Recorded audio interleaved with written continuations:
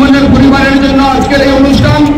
আপনারা ইতিমধ্যে দেখতে পাচ্ছেন যে আমাদের মধ্যে আমাদের জাতীয় স্থায়ী কমিটির সম্মানিত সদস্য আমাদের ডক্টর জাহিদ ভাই, আমাদের সিনিয়র যুব মহাসচিব কবির রিজভী ভাই, আমাদের সম্মানিত উপদেষ্টা খন্দকার আব্দুল মুক্তাদির সহ এখানে অনেক জাতীয় নেতৃবৃন্দ উপস্থিত আছেন। আমি নাম উল্লেখ করছি না, আমি শুধু এইটুকু বলবো, বাংলাদেশ জাতীয়তাবাদী দলের ভারপ্রাপ্ত চেয়ারম্যান জনাব তারেক রহমানের নির্দেশনায় এই বিএনপি পরিবার বিগত দিনগুলোতেও বাংলাদেশের মানুষের পাশে ছিল, এখনো বাংলাদেশের মানুষের পাশে আছে এবং প্রতিটি দুর্যোগে, প্রতিটি কষ্টে, প্রতিটি দুঃখে বিএনপি পরিবার বাংলাদেশের মানুষের পাশে সবসময় থাকবে। এই প্রত্যাশা নিয়ে আমি আমার বক্তব্য শেষ করছি। বাংলাদেশ জাতীয়তাবাদী দল সিলেট মহানগর শাখা জিন্দাবাদ।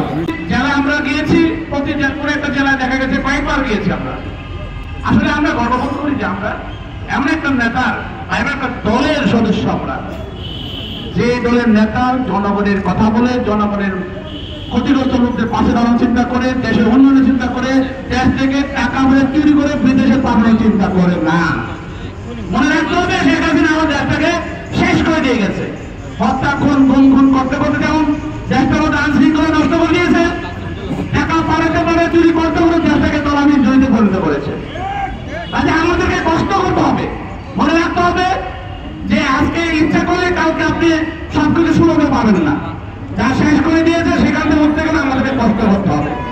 আমরা যুদ্ধ কিন্তু আমাদের শেষ হয় নাই। যারা আমরা মনে করি যে অনেক কিছু হয়ে গেছে, অনেক কিছু পেয়ে গেছি, আমি মনে করি আজকের দিনে আমাদেরকে আবার নতুন ভাবে প্রতিকার করতে হবে। এই ফ্যাসিস্টদের প্রেরণা যারা বাংলার মাটিতে এখনো আছে, তাদেরকে বাংলা মাটি থেকে যতদিন পর্যন্ত আমরা উৎখাত করতে না পারবো, ততদিন পর্যন্ত আমরা শান্তিতে থাকতে পারবো না। কাজী আমাদের প্রতিজ্ঞা হবে, যতদিন পর্যন্ত এই দেশ থেকে পাচার কিন্তু টাকা ফিরিয়ে না আনতে পারবো, ততদিন পর্যন্ত দেশের উন্নয়ন আমরা আনতে পারবো না। কাজী যতদিন পর্যন্ত এই ফ্যাসিস্টের বিরুদ্ধে বিচার না হবে, যারা খুন করেছে, ততদিন পর্যন্ত আমাদের এই শহীদের আত্মা শান্তি পাবে না, আমরাও শান্তিতে বসবাস করতে পারবো না। তাদের সম্মানের সাথে বলুন, সবাই প্রস্তুত থাকবেন, মানসিকভাবে প্রস্তুত থাকবেন, দৈহিকভাবে যে কোনো মধ্যে, যে কোনো জায়গায়, যে কোনো রাত আসলে যাতে আমরা আবার সেই রাজপথে দখল করতে পারি, অলঙ্কৃত করতে পারি, গণতন্ত্রকে প্রতিষ্ঠা করতে পারি। আমরা যেন বর্জন করে সবাই দলকে দেওয়ার মানসিকতা নিয়ে তারেক রহমানের পাশে দাঁড়াতে পারি, এই আশা ব্যক্ত করে এই সুন্দর আয়োজনের জন্য আমরা বিএনপি পরিবারের প্রতি কৃতজ্ঞতা জানিয়ে আমি আমার বক্তব্য শেষ করছি। খোদা হাফেজ। বাংলাদেশ জিন্দাবাদ। শহীদ জিয়ামরক দেশ নেত্রী বেগম খালেদা জিন্দাবাদ। আমাদের অহংকার শ্রদ্ধা তারেক রহমান জিন্দাবাদ জিন্দাবাদ। সবাইকে ধন্যবাদ। পর্যায়ে বক্তব্য নিয়ে আসছেন সিলেটের গণমানুষের নেতা বিএনপির চেয়ারপারসনের সম্মানিত উপস্থাপন সদস্য জনাব খন্দকার আব্দুল মুক্তাদির। জনাব খন্দকার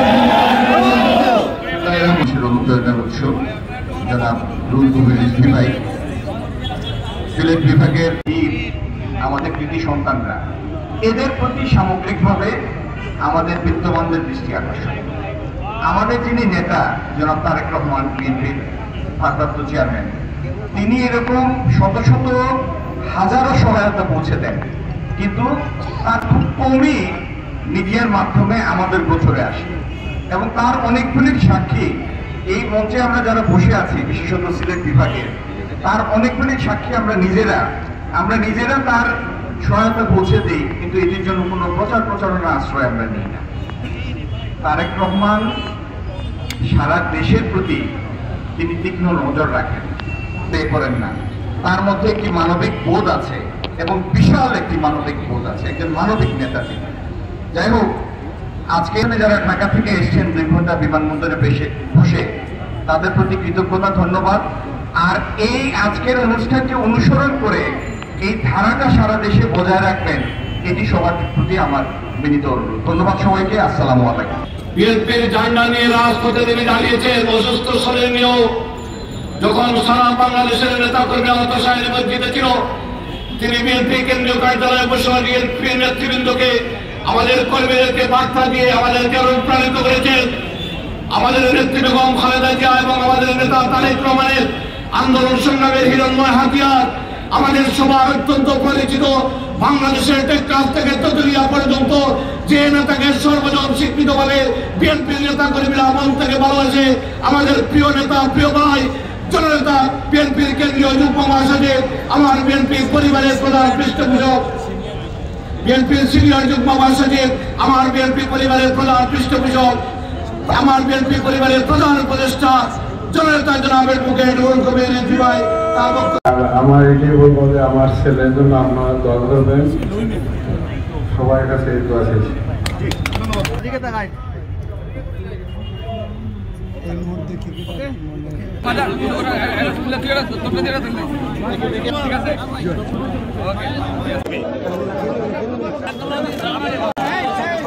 প্রতিষ্ঠাতা স্বাধীনতার ঘোষক শহীদ রাষ্ট্রপতি জিয়াউর রহমান। সেনাবাহিনী দেশপ্রেমিক নিঃসন্দেহে, কারণ তাদের পূর্বসূরীরা এই বাংলাদেশ নির্মাণে জীবন বাজি রেখে যুদ্ধ করেছে, তারাই স্বাধীনতার ঘোষণা দিয়েছে। মেজর জিয়াউর রহমান অন্যতম একজন সেই সেক্টর কমান্ডার যিনি স্বাধীনতার ঘোষণা দিয়েছেন।